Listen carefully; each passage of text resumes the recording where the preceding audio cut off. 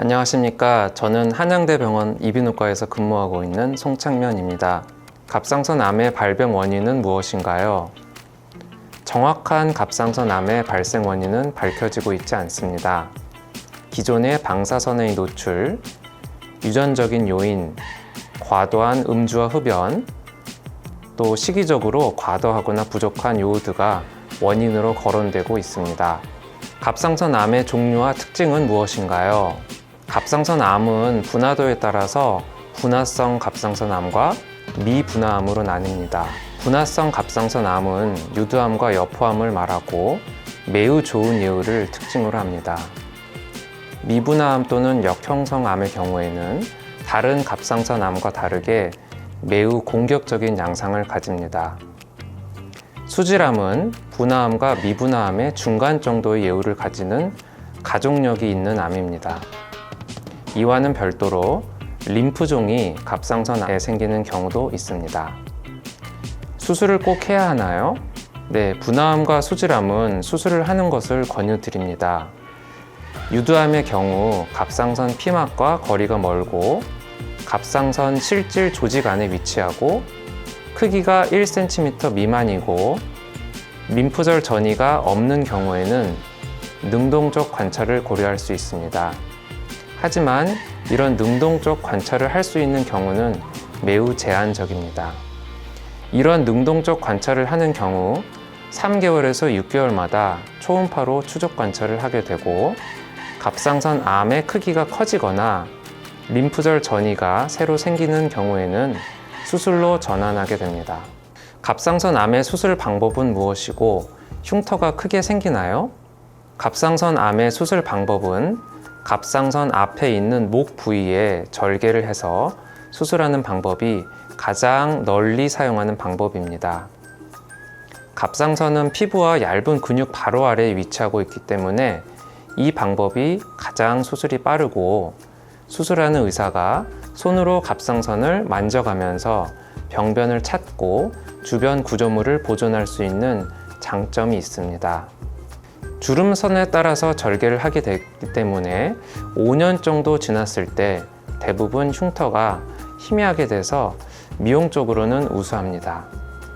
다만 흉터가 두껍게 생기는 킬로이드 피부 체질을 가진 경우에는 흉터가 두껍게 남게 될 수 있습니다. 흉터가 목에 있는 것을 싫어하시는 경우 겨드랑이나 모발선 또는 구강에 절개를 해서 수술하는 방법도 있습니다. 이런 경우에는 내시경이나 로봇을 이용해서 수술을 하게 됩니다. 수술하는 방법은 종양의 상태랑 환자의 선호도, 또 수술하는 의사의 선택에 의해서 종합적으로 결정을 하게 됩니다.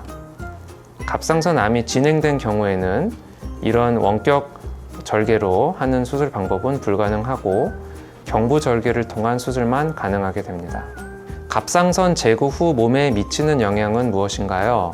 갑상선 호르몬을 만드는 기관이 수술적으로 없어지는 거기 때문에 갑상선 호르몬이 몸에서 더 이상 생성하지 않게 됩니다.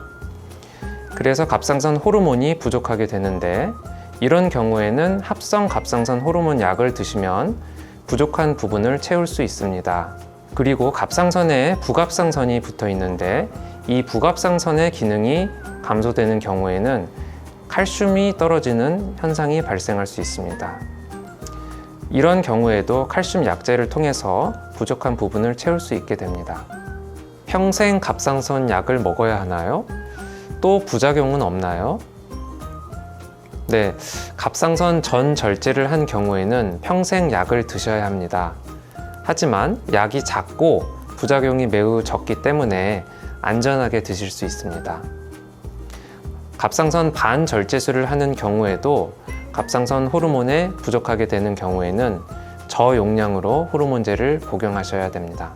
갑상선 암의 재발률과 생존율은 어떻게 되나요? 갑상선 암은 10년 생존율로 예후를 측정합니다. 다른 암은 5년 생존율로 측정하지만 갑상선 암은 매우 예후가 좋기 때문에 10년 생존율로 예후를 판단하게 됩니다. 갑상선 암의 1기에서는 10년 생존율이 95% 이상이지만 4기의 경우에는 50% 미만으로 그 기수에 따라서 생존율의 차이가 큽니다. 가장 예후가 좋은 유두암의 경우 95% 이상이지만 가장 예후가 안 좋은 역형성암의 경우 진단 후 평균 생존율이 6개월입니다. 재발률은 암의 크기, 위치, 림프절 전이, 그리고 원격 전이에 따라서 달라지고 약 5%에서 40%로 보고되고 있습니다. 갑상선 제거 수술 후 관리법은 어떤가요? 병원에서는 수술 후 초음파 피검사를 시행하게 되고 필요시에는 CT나 요오드 전신 스캔, 펫CT 등의 검사를 통해서 추적 관찰을 하게 됩니다. 가장 주요한 관리는 갑상선 호르몬의 적정 농도 유지와 재발을 탐지하는 검사입니다. 갑상선 호르몬 검사는 보통 3개월에서 1년 간격으로 검사하게 됩니다. 합성 호르몬제는 신체의 약물 대사에 따라서 용량을 조절하게 됩니다. 갑상선 암 수술을 받으신 분은 일상생활에서 크게 신경 쓰실 일은 없습니다. 하지만 방사선 요오드 치료를 앞둔 경우에는 치료 전에 약 2-3주 동안 저요오드 시기를 하셔야 됩니다. 이런 방사선 요오드 치료를 하지 않는 경우에는 식사에 제한은 없으시고 다만 김이나 미역 등 요오드 함유량이 높은 음식은 과도하게 드시지 않는 것을 추천해 드립니다. 네, 이상으로 닥터에게 묻다 갑상선 암에 대해서 말씀드렸습니다. 감사합니다.